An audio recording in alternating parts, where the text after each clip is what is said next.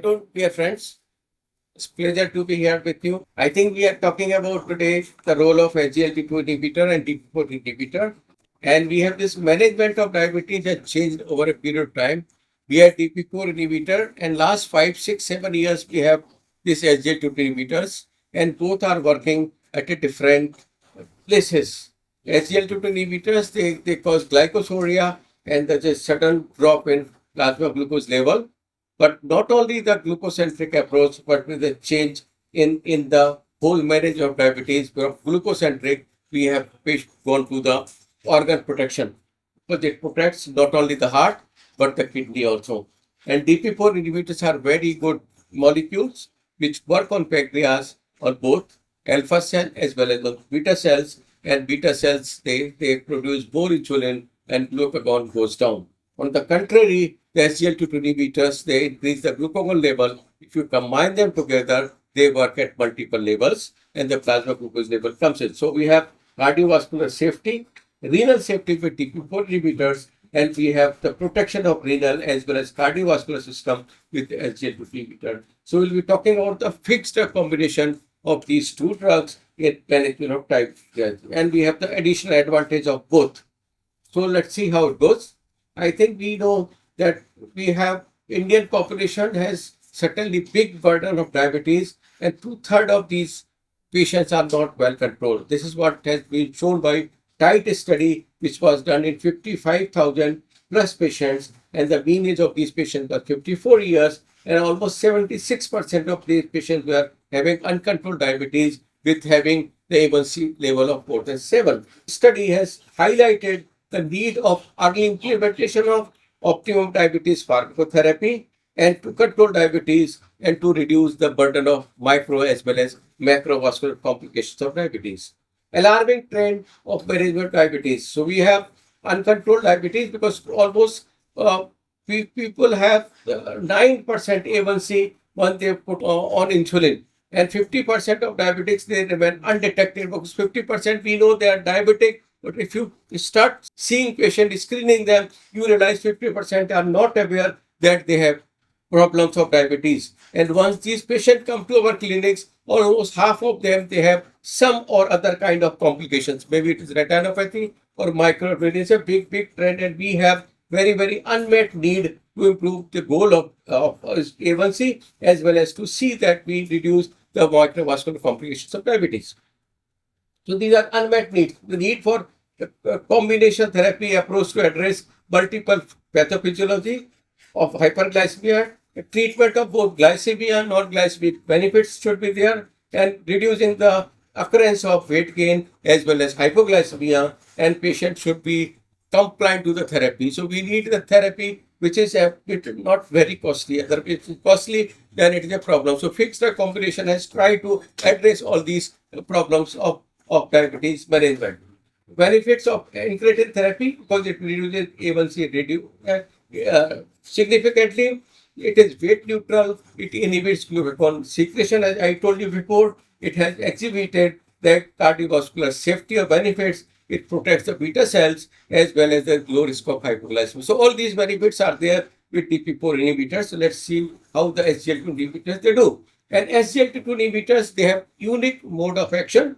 They work on the renal threshold for the glucose, and they reduce the renal threshold for glucose. So patient has glycosuria, and this is how it comes down. By excess excretion of urine sugar, the calorie loss is there. Patient, they improve the beta cells because the insulin sensitivity goes up by reduction in the weight as well as glycosuria, and there's a natriuria also, the blood pressure goes down.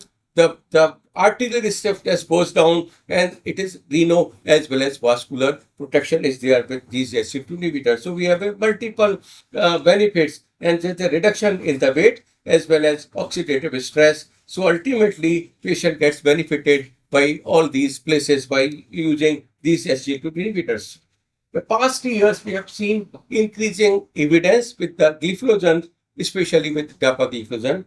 We have EMPA, and we have one more canagliflozin is also available. But DAPA is the maximum evidences, and for nephro as well as cardiovascular, and we are aware about other benefits also.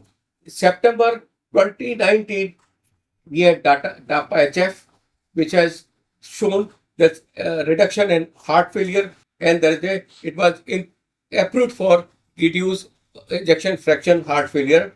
ADA has given standard care in January 21, and they have CKD approval in April 2021. So, and we have the DARE study which came in July 2021, and we have ECHS failure guidelines they have recommended. So, dapagliflozin has been recommended patient with diabetes having reduced ejection fraction, even preserved ejection fraction people are using. It has a fifth floor of heart failure management. And we have these generics are available. By using the generic dapagliflozin with good company, you are reducing the cost and you are giving the best benefit to the patient of diabetes mellitus. So evidence continues, and we have ADA standard 2020 NICE guidelines, delivered, DEED, and DAPA HF. So many studies are there which have backed the evidence is suggesting that SGLT2 inhibitors are quite beneficial, especially DAPA, we are talking. So now we have the role of the combination therapy of SGLT2 inhibitor and DPP4 inhibitor. They have interdisciplinary education, harmonized practice guideline, risk mitigation strategies, multidisciplinary care models, and self-management programs. So they work together to improve the diabetic kidney disease as well as the management of diabetes. Patient, they remain time in range between 70 to 80. Many of the times, if you are using these medications, the variability of plasma glucose level goes down. So combination of this SGLT2 inhibitor and DPP4 inhibitors, they target most of the ominous octet because they increase the insulin secretion, they reduce the glucagon production, they decrease incretin effects, and excessive glucose reabsorption also goes down, and there is an increased hepatic glucose output also goes down, indirectly improves the insulin sensitivity, and it ameliorates the glucotoxicity as well as maybe lipotoxicity. So you are dealing with multiple places and you are dealing with ominous octet, and this is how we can control diabetes well. So there are incidences of genitourinary infection if you are using only SGLT2 inhibitors, almost 10%, but if you are using along with it, it goes down to 4%. So you are having the benefit of they go down if you are using the combination of SGLT2 with DPP4 inhibitors. So 49% lower GTI, that is infection and risk, goes down if you are using combination of SGLT2 with DPP4 inhibitor. So we have variety of benefits. To summarize my talk, I like to say that type 2 diabetes is a prevalent chronic disease. It frequently requires combination of different anti-diabetic drugs to achieve proper glycemic control or optimal glycemic control. Both the DPP4 inhibitors as well as SGLT2 inhibitors, they have demonstrated clinical efficacy with acceptable safety profile. And combination of SGLT2 with DPP4, they exert additive effects on hyperglycemia and do not produce hypoglycemia and weight gain. At the top of it, they protect both the kidney as well as heart and as a patient as whole. Thank you very much for attention. Thanks a lot.